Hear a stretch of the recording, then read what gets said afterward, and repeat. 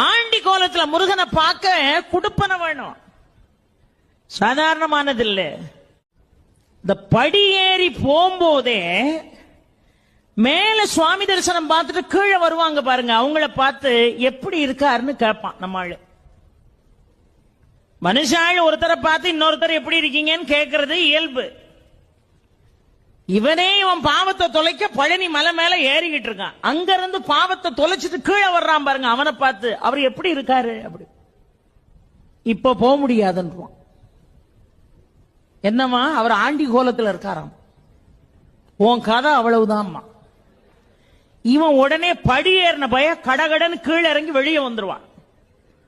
பழையபடி இட்லி சாப்பிட்டு காஃபி குடிச்சிட்டு பழையபடி ஏறுவான். ஒரு 2 மணி நேரம் கழிச்சு இப்ப எப்படி இருக்காரு, இப்ப போகலாம். அங்கிருந்து வர்றவன் என்னவா ராஜ அலங்காரத்துல இருக்கார். உடனே குடுகுடுன்னு அந்த